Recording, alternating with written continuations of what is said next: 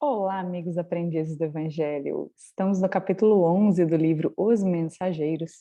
E depois de aprender tanto com os médiuns que contaram suas histórias, né, seus fracassos, de como foram tão bem preparados e cheios de planos e promessas para o mundo dos encarnados, o nosso mundo aqui, e voltaram com mais dívidas do que tinham quando saíram de lá, de nosso lar. Bom, depois de conhecer essas histórias, ele estava curioso a respeito da experiência de algum doutrinador.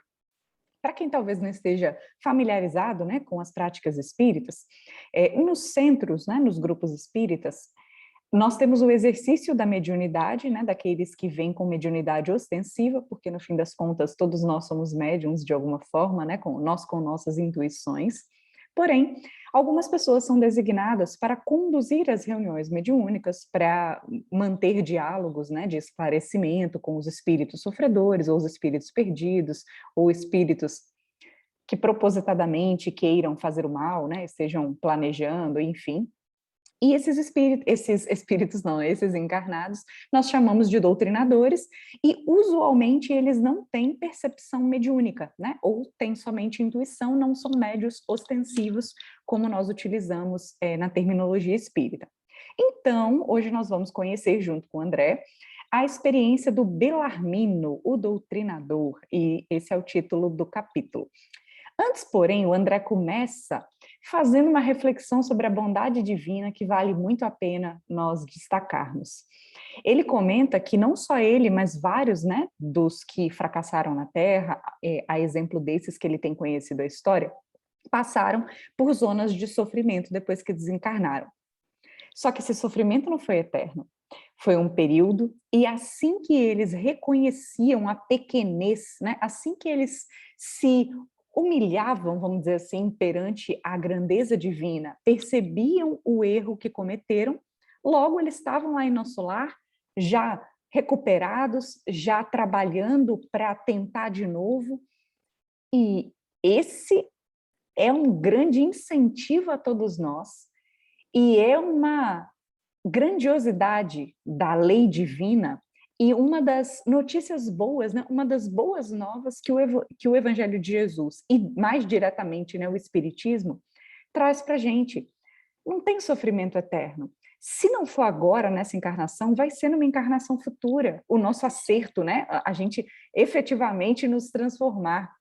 Porém, quanto antes nós fizermos, melhor para nós, e por isso a vantagem de nós começarmos desde já. Depois aí, né, de refletir sobre essa bondade divina que nos renova as energias, o André pediu para o Vicente, então, apresentar ele a um doutrinador para ele conhecer a experiência, e vamos nós também conhecer a experiência do Bellarmine. Ele já comenta, fazendo algumas reflexões, dizendo que a missão do doutrinador é muitíssimo grave para qualquer homem. Grave no sentido de séria, né? De importante, de relevante, e uma missão que se tem que tomar cuidado, né? Missão com M minúsculo. E ele começa fazendo a comparação com o nosso mestre Jesus, dizendo, se referindo a ele como um doutrinador divino. E falou assim: afinal, em todo o evangelho, Jesus não fez senão o bem, ensinando o amor, acendendo luz e disseminando a verdade? O mestre, acima de tudo, exemplificou e serviu. Foi assim que ele ensinou. Então, um doutrinador, numa posição de orientador, precisa se pautar, tanto quanto todos nós, tanto quanto os médiuns, na missão que Jesus nos deixou, na exemplificação de amor que Jesus nos deixou quando passou aqui pela Terra, deixando um rastro de serviço útil. Jesus não veio para sentar e ter os pés lavados, né? Jesus veio para lavar os pés.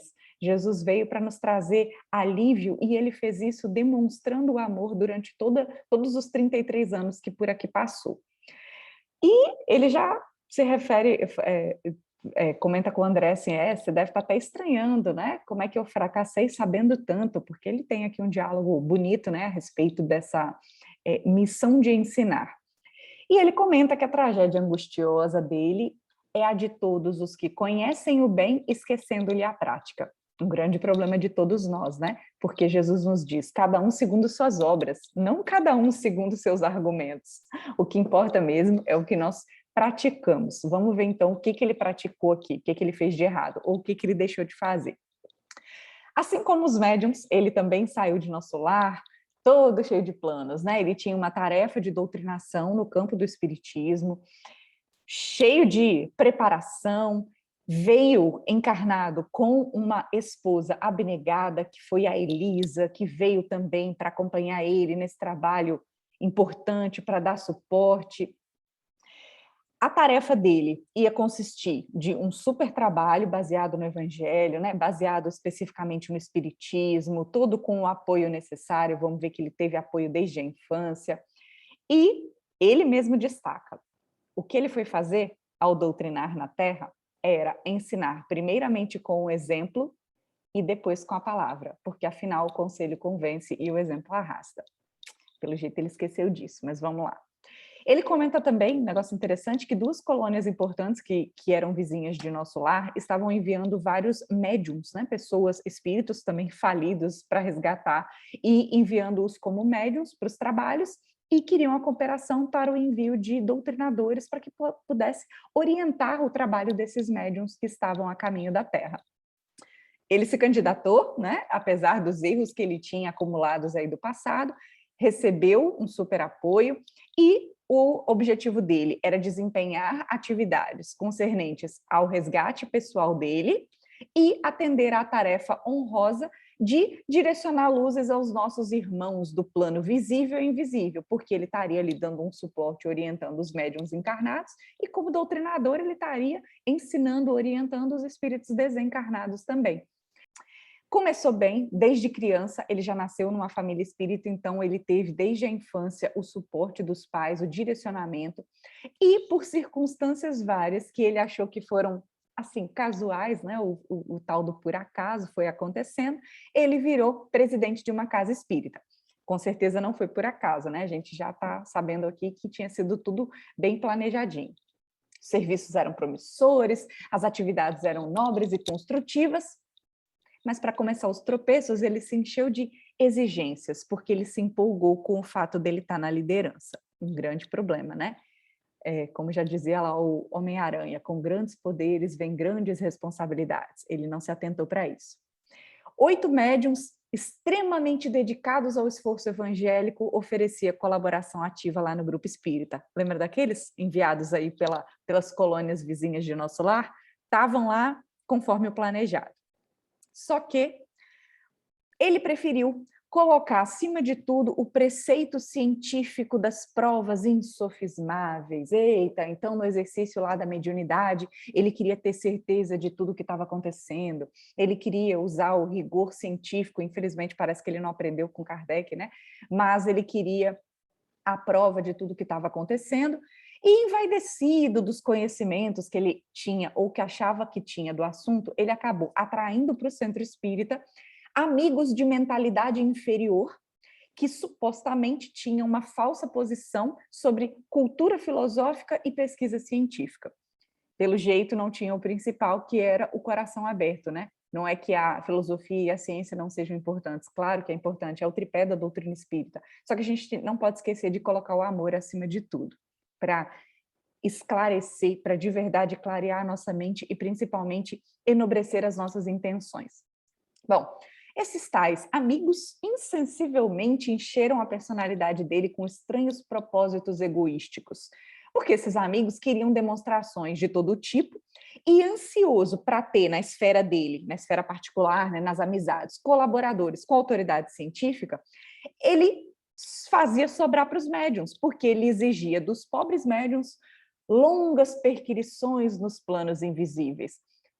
Ficava querendo coordenar, né? Ficava querendo mandar nas informações que vinham do outro lado para cá.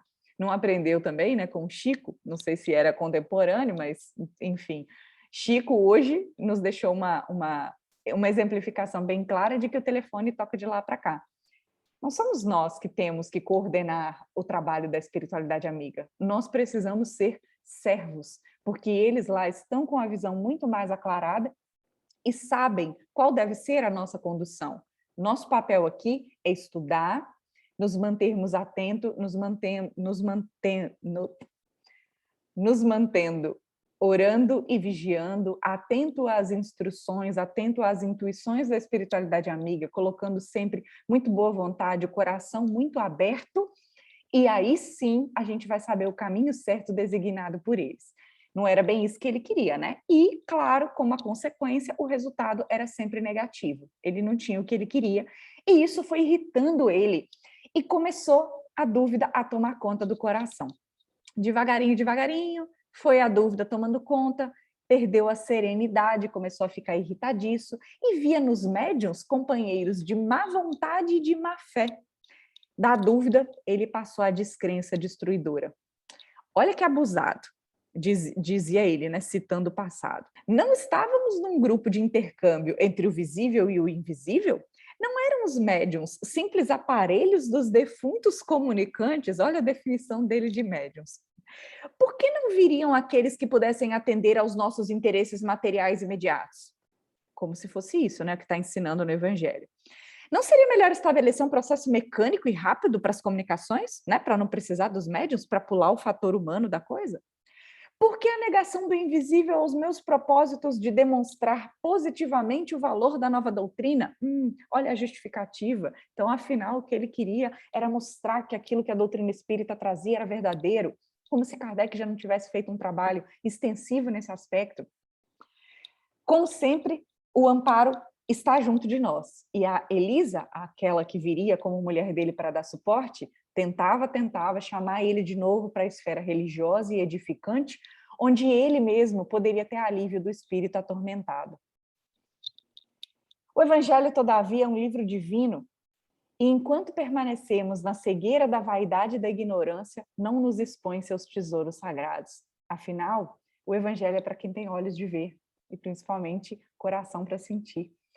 E ele, irritado, né, como estava, chamava o Evangelho de velharia e de desastre em desastre. Antes que ele se firmasse na missão de ensinar, os amigos brilhantes do campo de cogitações inferiores da Terra arrastaram ele para o negativismo completo. Aí ele rumou para outros cantos. Do nosso agrupamento cristão, onde ele poderia edificar construções eternas, ele foi para o movimento não da política que eleva, mas da politicália inferior, que impede o progresso comum e estabelece confusão nos espíritos encarnados. E ficou nessa por muito tempo, desviado dos objetivos fundamentais, porque o dinheiro escravizou. Assim foi que ele acabou os dias, com uma bela situação financeira no mundo e um corpo cheio de enfermidades. Um palácio super confortável de pedra e um deserto no coração. Claro que essa revivescência da inferioridade dele ligou a antigos companheiros menos dignos, tanto do plano dos encarnados quanto do plano dos desencarnados, e a gente já imagina aí como é que foi a continuidade da vida, diz ele, né, para o André, você já sabe, né? Já pode adivinhar, tormentos, remorsos e expiações. E assim foi a experiência do Belarmino. E o André termina refletindo e comentando, eu tenho a certeza de que eu não vim só para o centro de mensageiros, eu vim também ao centro de grandes lições, porque o André aprendeu com essa experiência e nós aprendemos também, e vamos aprender um pouco mais ainda nos capítulos que virão. Lembrando, sem julgamentos, sem comparações, sem lembrar de fulano ou de beltrano, que a gente possa aplicar essas reflexões a nós mesmos. Sejamos nós médiuns, doutrinadores, simpatizantes, praticantes do espiritismo, de outra religião.